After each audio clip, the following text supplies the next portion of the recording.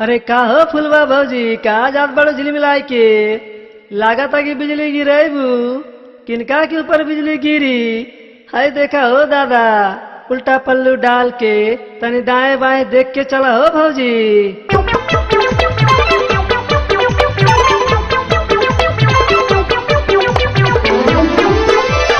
दाएं बाएं देख के हो, दाएं बाएं देख के हो, आँख न मारा, आँख न मारा। ये उल्टा पल्लू वाले अपन चाल संभारा, ये उल्टा पल्लू वाले अपन चाल संभारा।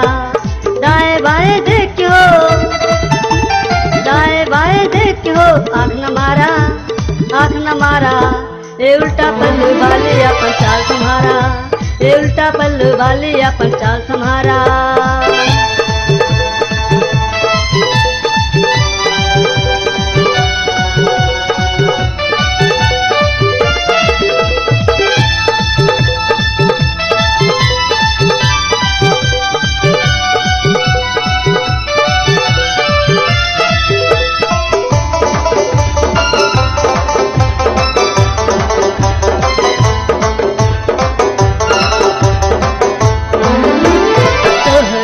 आदत बा खरा काहे न जालू ले बाबा, तोहर तो आदत बा खरा काहे न जालू ले बाबा।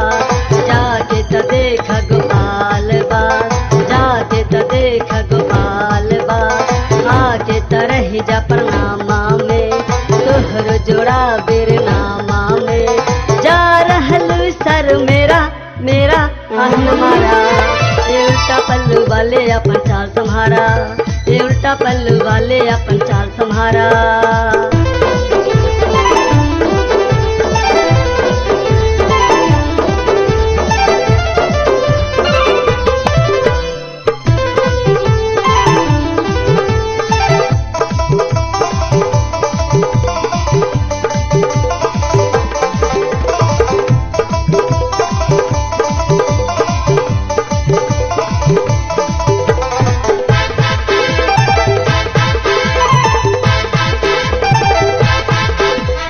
दिलवा में तो हर का भौजी सब हम बुझला भौजी, दिलवा में तो हर का भौजी सब हम बुझला भौजी।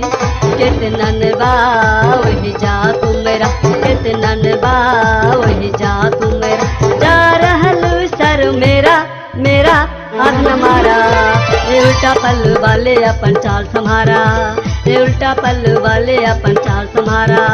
दाएं बाएं देखो,